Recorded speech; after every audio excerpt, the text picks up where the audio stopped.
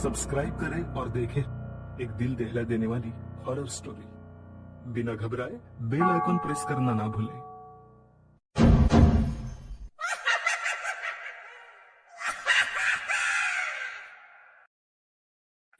इस कहानी के लेखक है विजेंद्र कुमार कर।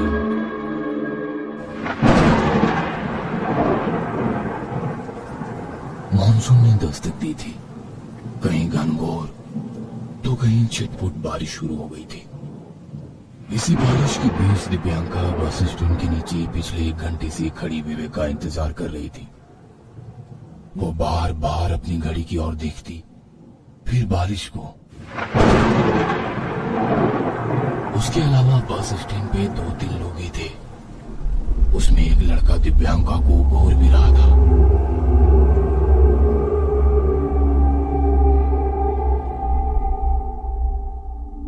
दिव्यांका को उसे देखकर बहुत गुस्सा आ रहा था। तभी एक बस आई और वो लड़का उसमें सवार होकर चला गया। दिव्यांका की जान में जान आई। उसने फिर मोबाइल की घड़ी में देखा तो रात के 10 बजने वाले थे। उसने कई बार विवेक को कॉल लगाने की भी कोशिश की, लेकिन उसका फोन आउट ऑफ रेंज आ रहा था। कहाँ है ये? कितनी देर से इसका फोन आउट ऑफ रेंज आ रहा है। आने दो आज इसे। आज तो वैसे क्लियर कह दूंगी कि इस तरह से इसका रवैया रहा ना तो ये रिलेशनशिप चलने से रहा।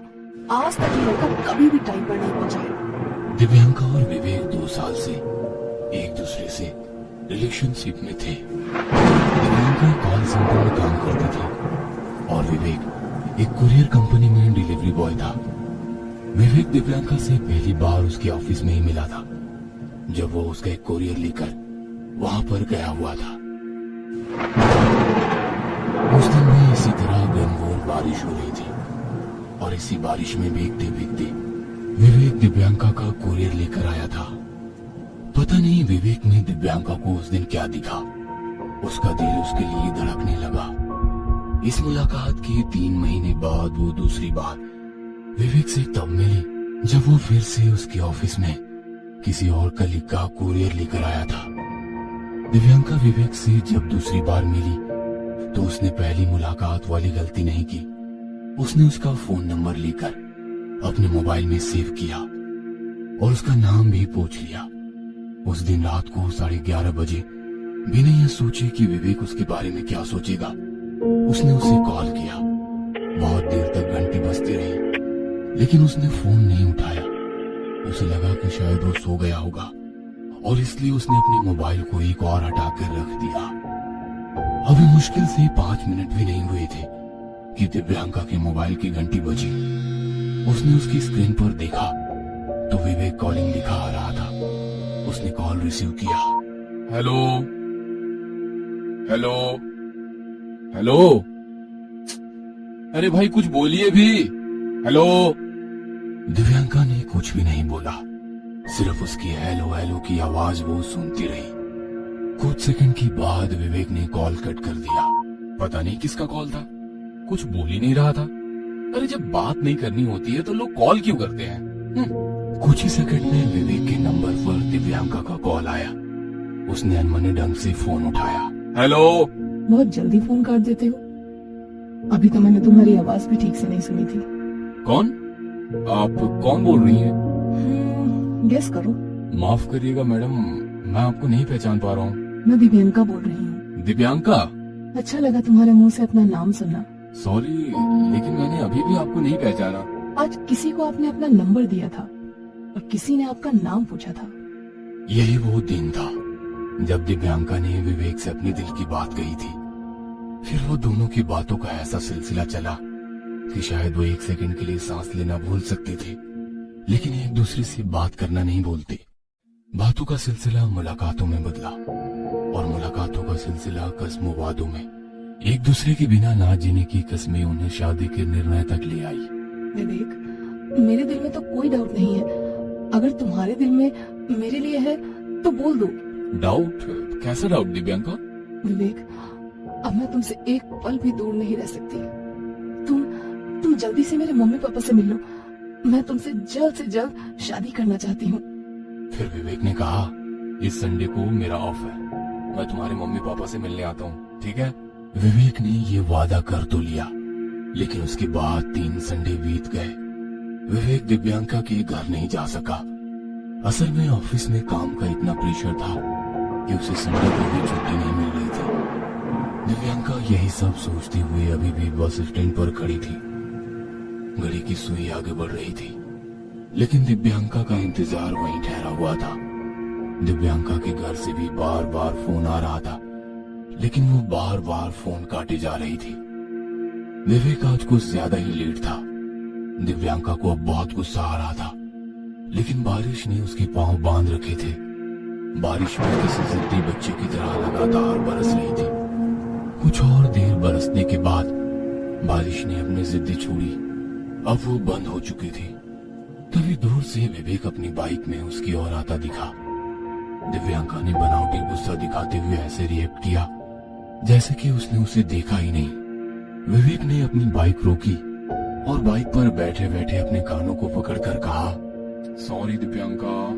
आप कौन है? मैं आपको नहीं जानती, और इस तरह कान पकड़कर मुझसे सॉरी क्यों कह रहे हैं? मैं कौन हूँ ये तो आप बताइए। हाँ, लेकिन आप मेरी जान है ये मुझे पता है। रहने दो, रहने दो। जान हूँ? जान को कोई इस तरह से रात को बारिश में अकेले इतना इंतजार करवाता है क्या? सॉरी मेरी जान, क्या करूँ, शहर के इस कोने से उस कोने में डिलीवरी देने जाता हूँ। आज बहुत थक गया हूँ। तुम और तुम्हारा काम, मैं तो तंग आ गई हूँ इससे। इसी के चक्कर में तुम अब तक मम्मी पापा से नहीं मिल पाए हो। 3 संडे बीत गए हैं और पता नहीं और कितने संडे बीतेंगे। कब तुम्हारी नींद खुलेगी? मुझे तो लगता है कि तुम मुझसे शादी को लेकर बिल्कुल भी सीरियस नहीं हो। अगर ऐसा है तो प्लीज मुझसे क्लियर बोल दो। अभी कर लूँ शादी तुमसे? चलो अभी कर लेता हूँ। कोई मंदिर खुला होगा क्या अभी? तुम ये मजाक करना छोड़ो विवेक। कहीं ऐसा ना हो कि तुम मजाक ही करते रहो और कोई दूसरा मुझे ब्याह कर ले जाए।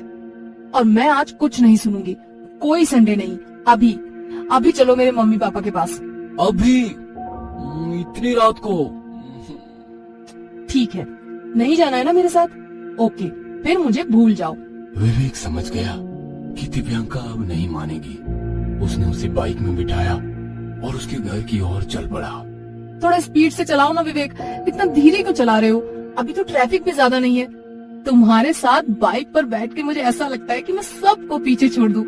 उस फ्लाईओवर को भी, उस नीली बस को और उस कपल को भी जो हमारी तरह ही बाइक में चिपक कर बैठा है। तभी फिर से जोरों की बारिश शुरू हो जाती है। विवेक थोड़ी देर किसी शेड के नीचे रुकना चाहता है, लेकिन दिव्यांका ने कहा, स्टूपिड, फिल्मों में कभी देखा है कि 2 प्रेमी बारिश में किसी शेड के नीचे खड़े हो जाते हैं? अरे वो दोनों तो भीगते हैं बिना किसी की परवाह किए। इस बीच बार बार दिव्यांका के घर से कॉल आता रहा और दिव्यांका कॉल काटती रही। तब विवेक ने कहा, एक बार बात तो कर लो, घर वाले परेशान हो रहे होंगे। अरे जब मैं तुम्हारे साथ होती हूँ ना तो मुझे कुछ भी नहीं दिखाई देता विवेक। तुम भी ना पागल हो Divyanka, but I love your पागलपन। रियली आई लव योर पागलपन। ओनली लव माई पागलपन, not me. I love you Divyanka. थोड़ा जोर से बोलना, मुझे कुछ सुनाई नहीं दे रहा। I love you Divyanka. Divyanka अपने घर पहुंच चुकी थी। विवेक ने अपनी बाइक को स्टैंड पर लगाया। तभी दिव्यांका की नजर अपनी मम्मी पापा और भाई पर गई। वो बहुत परेशान दिख रहे थे। उन्होंने उससे पूछा, अरे कहाँ थी तुम? इतनी देर क्यों कर दी आने में? और कॉल बार बार क्यों काट रही थी? हाँ, तुम्हें पता है हमें कितने फिक्र हो रही थी तुम्हारी। सॉरी पापा, वो विवेक के साथ थी ना, इसलिए नहीं उठा रही थी। आप लोग बोल रहे थे उसे लाने के लिए। आज मैं उसे लेकर आई हूँ। विवेक, ये मेरे पापा हैं और ये मेरी मम्मी और ये मेरा भाई। अब तुम चुप क्यों हो? इन्हें नमस्ते तो बोलो। नमस्ते अंकल, नमस्ते आंटी। पापा अब सारी बातें यही करेंगे, ये विवेक को अंदर भी आने को बोलेंगे। ये सुनकर दिव्यांका के पापा की आंखों में आंसू आ गए। तुम किससे बातें कर रही हो? तुम्हारे साथ कोई नहीं है बेटा। क्या पापा, आप भी मजाक कर रहे हैं? विवेक नहीं दिख रहा आप लोगों को? विवेक, ये लोग भी गजब है। हमेशा कहते हैं कि विवेक को घर लेकर आओ, तभी तो शादी की बात आगे बढ़ेगी। आज तुम आ गए हो तो ये कह रहे हैं कि मेरे साथ कोई है ही नहीं। दिव्यांका पागलों की तरह उस विवेक से बातें कर रही थी। जो 2 हफ्ते पहले ही एक भयानक एक्सीडेंट का शिकार होकर इस दुनिया को छोड़कर चला जा चुका था। लेकिन ये विवेक की सच्ची मोहब्बत थी, जो हर दिन दिव्यांका से उसी तरह मिलने आता जैसे वो जीवित रहने पर आया करता था। दिव्यांका के घर वालों ने उसे लाख समझाया कि विवेक अब नहीं रहा, लेकिन दिव्यांका ये बात कभी नहीं समझ पाई।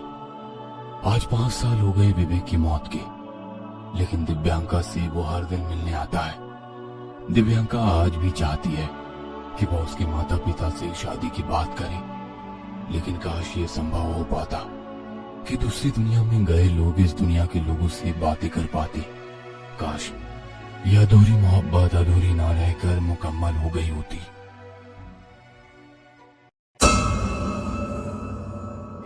ये कहानी आपको अच्छी लगी हो तो हमें सब्सक्राइब करें, हमारा इंस्टाग्राम और फेसबुक पेज जरूर फॉलो करें। अगर आपके पास ऐसी ही कोई कहानी हो तो हमें कमेंट बॉक्स में भेजें।